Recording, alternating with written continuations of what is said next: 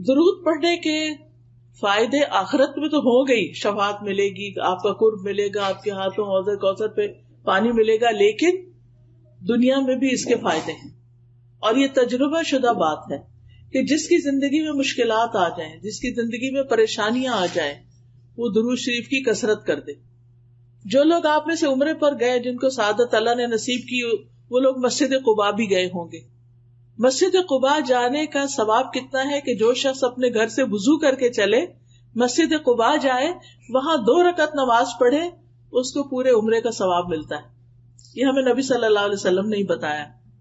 تو مسجد قباء کے ایک امام ہیں شیخ صالح المغامسی.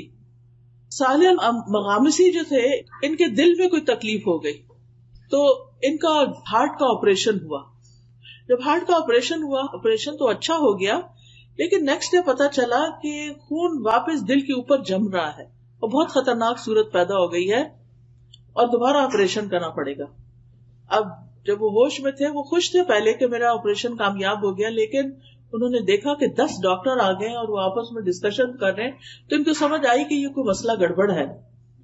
بہرحال انہوں نے آ کے خبر سنائی کہ آپ کا آپریشن دوبارہ ہوگا. اب آپ سوچئے کہ ایک شخص ایک دفعہ سرجری سے گزرا ہے اور دوسری دفعہ اب اس کی سرجری ہونے لگی ہے.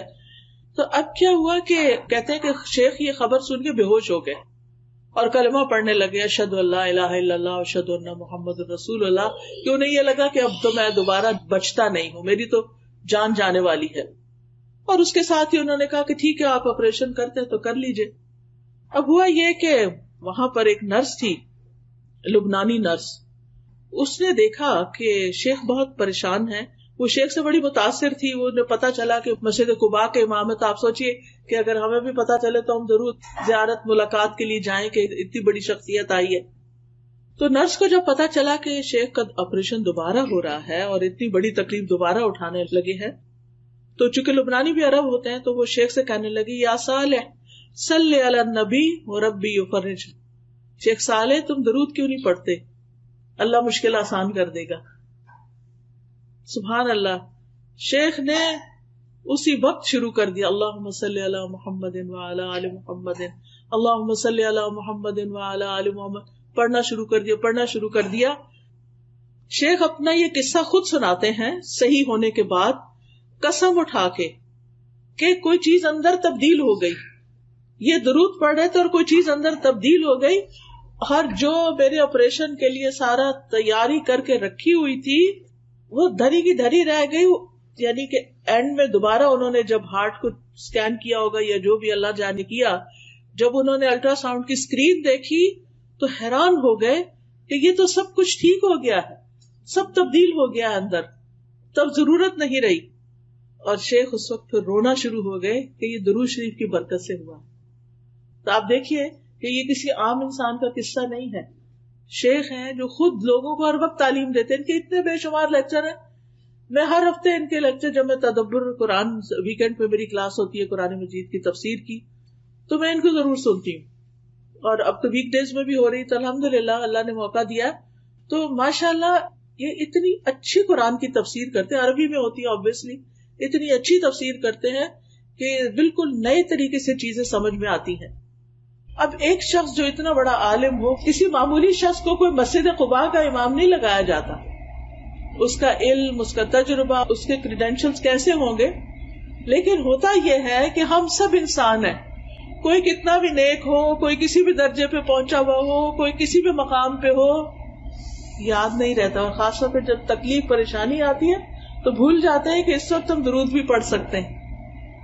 تو اس وقت ہو سکتا ہے کہ ایک بالکل عام شخص جس کے پاس بہت نالج نہ ہو، لیکن اس نے ایک چیز پکڑی ہوئی ہو علم کی اور اس پر عمل کرنے والا ہو سکتا ہے وہ نرس خود بہت پڑھتی ہو. تو جو شخص خود کوئی چیز کرتا ہے، جب وہ کچھ کہتا ہے تو اس کے کہنے کا اثر بھی اور ہوتا ہے، اور پھر دوسرے پہ جو اثر ہوتا ہے اور دوسرا جب وہ کام کرتا ہے اس کو بھی فائدہ ہوتا ہے، کیونکہ نیک عمل کی برکتیں بہت ہوتی. وہ خاتون نے کا کہنا اور شیخ کا پڑھنا اور یہ سب چینج ہونا، اور انہوں نے واقعہ بیان کیا اور قسم کھا کے بتایا کہ یہ بالکل سچا واقعہ ہے. تو اس سے یہ پتہ چلتا ہے کہ ہم میں سے ہر ایک کو اپنی زندگی میں درود شریف کی کثرت کر دینی چاہیے. اور خاص طور پر جمعے کے دن جو ہے وہ آپ صلی اللہ علیہ وسلم نے خود حکم دیا ہے کہ جمعے کے دن یعنی جمعے کی رات سے ہی شروع ہو جائے. جمعرات کا دن جب اینڈ ہوتا ہے اور مغرب ہو جاتی ہے تو جمعہ شروع ہو جاتا ہے. عربی زبان میں رات پہلے آتی ہے کیونکہ لونر کیلنڈر استعمال کرتے ہیں نا, چاند کا رات والا, تو وہ چاند کے نظر آنے سے شروع ہو جاتا ہے نا کیلنڈر. یعنی جس وقت چاند نظر آئے مہینہ شروع ہو گیا, رمضان شروع ہو گیا, آپ روزے سے پہلے ہی تراویح شروع کر دیتے ہیں. لیکن جو دوسرا کیلنڈر ہے ہمارا شمسی کیلنڈر, چونکہ ہم سورج کے ساتھ وہ سب کرتے ہیں تو وہ ہمارا دن سے کیلنڈر شروع ہوتا ہے, ان کا رات سے شروع ہوتا ہے. تو جتنا بھی عربی میں رات کا ذکر پہلے آتا ہے. تو جب رات ہو جائے یعنی کہ جمعرات ختم ہو اور جمعے کی رات شروع ہو جائے تو درود کی کثرت شروع کر دیا کریں. اللہ ہم سب کو توفیق عطا فرمائے, کیونکہ نبی صلی اللہ علیہ وسلم کا نام سنتے ہی ہمیں پڑھنا چاہیے, نماز میں پڑھنا چاہیے, دعا سے پہلے پڑھنا چاہیے, کسی مجلس میں بیٹھے ہوں تو پڑھنا چاہیے. رسول اللہ صلی اللہ علیہ وسلم نے فرمایا جو لوگ کسی جگہ پر مجلس کریں, یعنی کوئی سوشل گیدرنگ بھی ہے, لیکن اس میں اللہ کا ذکر نہ کریں اور نہ اپنے نبی پر درود بھیجیں تو وہ ان کے لیے نقصان کا باعث ہوگی. اللہ چاہے تو اس میں اگر کوئی ایسی چیز ہوئی تو اس پہ انہیں پکڑ سکتا ہے, چاہے تو انہیں بخش بھی دے. اسی طرح جو لوگ کسی مجلس میں بیٹھے اور وہاں وہ اللہ کا ذکر نہ کریں اور درود نہ پڑھیں تو وہ مجلس قیامت کے دن ان کے لیے حسرت کا باعث ہوگی. یعنی آپ لوگوں سے شرمائے نہیں کریں, آپ جہاں بھی ہوں بات کریں, لوگوں کے جو ڈسکشن ہو رہی ہے اس میں حصہ لیں اور بیچ کے گیپس میں درود بھی پڑھ لیا کریں. اسی طرح اذان کے بعد درود پڑھیں, مسجد میں داخل ہوتے وقت درود پڑھیں, اللہم اغفر لی ذنوبی وافتح لی ابواب رحمتک, اور پھر اللہم صلی علی محمد وعلی آل محمد. پھر صفا مروہ کی سعی کرنے کے نصیب ہو, آپ جس وقت طواف کر رہے ہوں اس میں بھی, اور خاص طور پر جمعے کی رات اور جمعے کے دن نبی صلی اللہ علیہ وسلم نے خاص طور پر اس کی تاکید کی. پھر جب نماز جنازہ ہوتا ہے تو اس کی دوسری تکبیر جب ہوتی ہے اس کے بعد بھی درود پڑھا جاتا ہے. قنوت نازلہ میں پھر نبی صلی اللہ علیہ وسلم کا نام لکھتے وقت صلی اللہ علیہ وسلم لکھنا چاہیے, اور ہر وقت چلتے پھرتے, کھانا پکاتے, اٹھتے بیٹھتے, لیٹتے, رات کو سوتے وقت آپ درود پڑھتے پڑھتے سو جائیں, رحمتیں آ رہی ہیں آپ کی اور آپ نیند کی آغوش میں چلے جائیں. کچھ لوگوں کو انسومنیا ہوتا ہے تو اس کا ایک بڑا اچھا یہ طریقہ ہے کہ آپ درود پڑھنا شروع کر دیں, تسبیح کرنا شروع کر دیں. اور اسی طرح ایک نسخہ کسی نے بتایا تھا کہ سورۃ کہف میں آتا ہے نا کہ جب وہ کہف میں جو لیٹے ہوئے تھے وہ سو گئے تھے, وَتَحْسَبُهُمْ أَيْقَاظًا وَهُمْ رُقُودٌ, یہ اگر آپ پڑھنا شروع کریں تو نیند آ جاتی ہے. یعنی کچھ لوگوں کو نیند نہ آنے کا پرابلم ہوتا ہے نا, ویسے نیند آ رہی ہے جو ہی لیٹیں گے نیند غائب. تو درود شریف لمبے سے لمبا بھی آپ پڑھ سکتے ہیں جس کو درود ابراہیمی کہتے ہیں, اور چھوٹے سے چھوٹا بھی پڑھ سکتے ہیں, صلی اللہ علیہ وسلم, اللہم صلی علی محمد, اللہم صلی علی محمد وعلی آل محمد, اللہم صلی علی محمد النبی الامی وعلی آل محمد.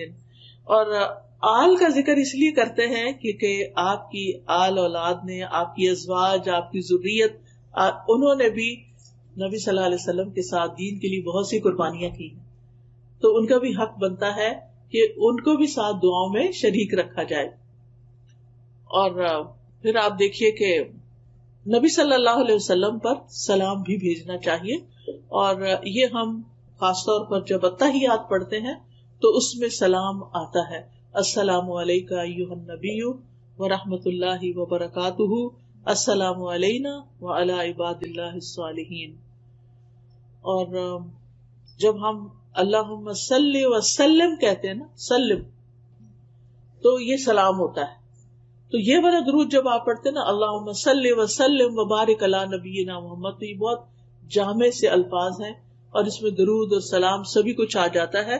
فرشتے ہمارا سلام بھی نبی صلی اللہ علیہ وسلم کو پہنچا دیتے ہیں. تو بہرحال کرنے کا کام یہ ہے کہ ہمیں نبی صلی اللہ علیہ وسلم پر کثرت سے درود و سلام پڑھنا چاہیے, خصوصاً جمعے کے دن, اور پھر دعائیں مانگنے سے پہلے, اور پھر غم, دکھ, ڈپریشن, پریشانی, ان چیزوں سے بچنے کے لیے, بچوں کی ہدایت اور اصلاح کے لیے, اور اللہ تعالیٰ کی فوری رحمت حاصل کرنے کے لیے آذان سننے کے بعد. اور پھر یہ ہے کہ جو درود آپ نے خود پڑھا اور ہمیں سکھایا اس کو پریفرنس دیں, اس کو فضیلت دیں. بعض لوگ وہ درود نہیں پڑھتے، اپنے خود سے بنائے ہوئے جو ہیں ان کے پیچھے لگ جاتے ہیں اور ان کی خود ہی فضیلت بنا لیتے ہیں. تو ہم پر کوئی وحی تو نہیں آتی نا کہ ہمیں پتا چلے کہ کیا زیادہ بہتر ہے. تو وحی کے ذریعے نبی صلی اللہ علیہ وسلم نے ہمیں جو درود بتائے ہیں ان کی پابندی ضروری ہے. اللہ سبحانہ وتعالی ہمیں توفیق عطا فرمائے. سبحانک اللہم و بحمدک، اشہد ان لا الہ الا انت، استغفرک و اتوب الیک. السلام علیکم و رحمۃ اللہ وبرکاتہ.